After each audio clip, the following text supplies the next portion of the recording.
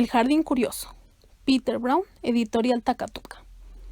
Érase una vez una ciudad sin jardines, sin árboles, sin plantas de ninguna clase. La mayoría de sus habitantes pasaban los días encerrados en sus casas. Como se podrán imaginar, era un lugar muy triste. Sin embargo, había un chico que le encantaba estar fuera de casa, incluso en los días en que lloviznaba. Mientras los demás se quedaban en casa, se podía encontrar a Liam chapoteando alegremente por la calle.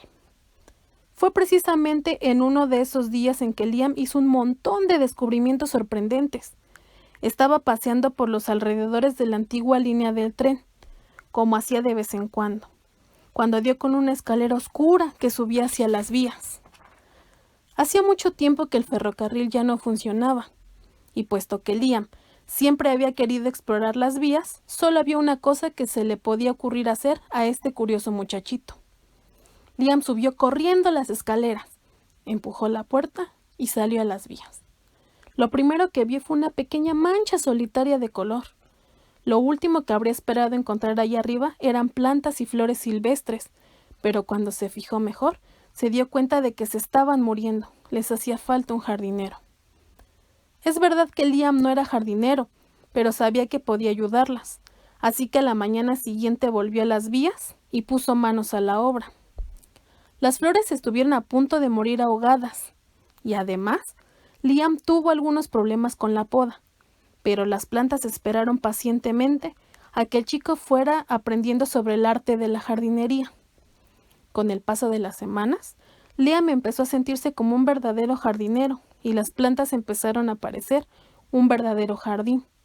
La mayoría de los jardines no se mueven nunca de su sitio, pero este no era un jardín normal y corriente. Con kilómetros y kilómetros de vías por delante, el jardín se moría de impaciencia por explorar su entorno. Las primeras en moverse fueron las pequeñas malas hierbas, más resistentes, y los musgos. Aparecieron cada vez más lejos a lo largo de las vías, y el resto de las plantas más delicadas los siguieron de cerca. Durante los meses siguientes, Liam y el jardín curioso exploraron todos los rincones de las vías. Después de haber pasado la primavera, el verano y el otoño con el jardín, el invierno interrumpió la presencia de Liam en las vías. Durante esta estación cayó un grueso manto de nieve, y por primera vez, desde que se había convertido en jardinero, Liam no podía visitar las plantas. Pero en lugar de pasarse el invierno preocupado por el jardín, Liam lo pasó preparándose para la primavera, leyendo libros sobre plantas. Después de 3 meses de frío, finalmente empezó a fundirse la nieve, y Liam cargó sus nuevas herramientas de jardinero hasta las vías. El invierno había hecho mella en el jardín. Pero gracias a los preparativos de Liam, a sus nuevas y útiles herramientas y a un poco de ayuda del sol, las plantas despertaron pronto de su sueño invernal. El jardín siempre había querido explorar el resto de la ciudad, y aquella primavera finalmente podría emprender la marcha. Como la vez anterior, las pequeñas malas hierbas más resistentes y los musgos salieron primero. Aparecieron cada vez más lejos en las vías, y el resto de las plantas más delicadas los siguieron de cerca.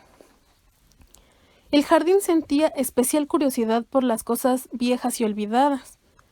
Algunas plantas aparecieron donde no debían, otras aparecieron misteriosamente, todas de golpe. Pero la aparición más sorprendente de todas fue la de los nuevos jardineros. Muchos años después, las flores y plantas crecían por toda la ciudad, pero de entre todos los nuevos jardines, el favorito de Liam era aquel donde empezó todo.